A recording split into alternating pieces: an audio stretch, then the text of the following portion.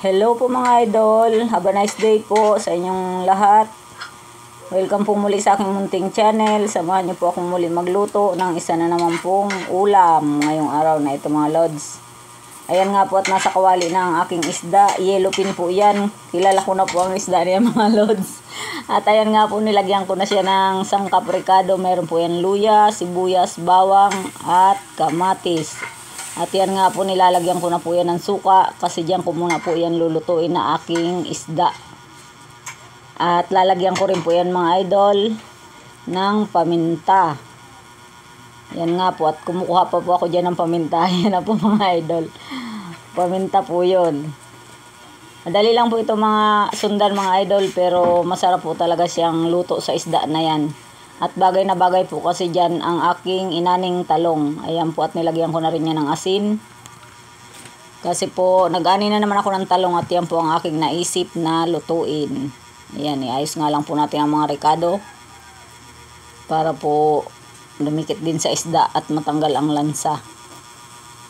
At tatakpan ko po muna yan mga idol para dyan ko po muna lulutuin ang aking isda sa suka.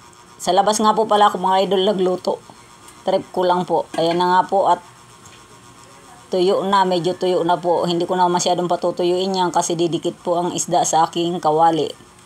Yan nilagyan ko na nga po yan ng betchin.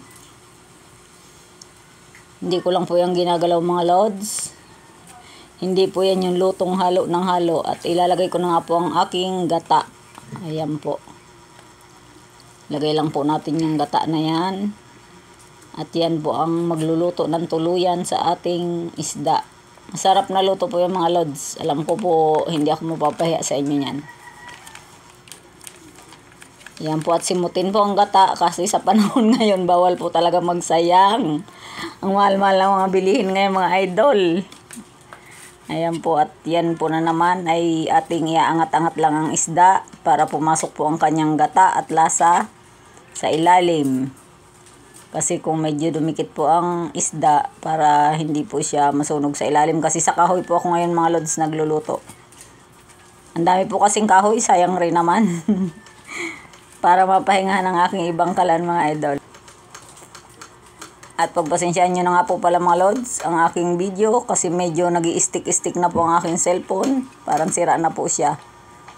At ayan po, ilalagay ko na po dyan ang aking mga bagong aning talong. Ang dami po kasi mga idol mamunga. Libre na po yan. At least isda at ricado lang bibilhin.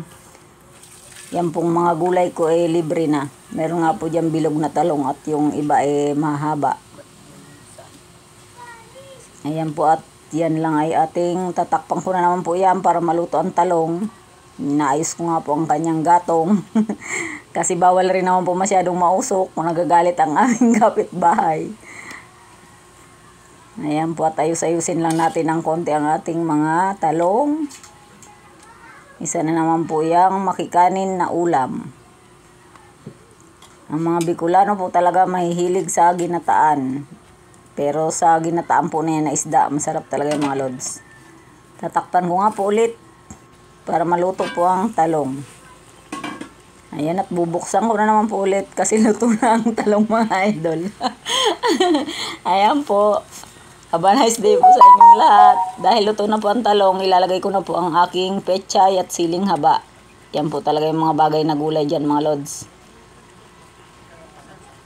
At ayus-ayusin ko nga lang po yan muna. Ganyan lang po kasimple yan. Madaling-madali lang po yan sundan mga idol.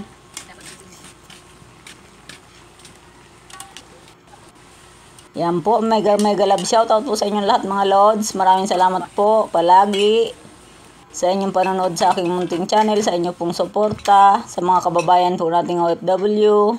Kumusta po kayo mga idol? Lagi lang po kayong mag-iingat para po sa inyong mga pamilyang naghihintay sa inyo dito sa Pilipinas, lalo na po sa mga uwi sa Pilipinas ngayong Pasko. Malapit na po mga lods.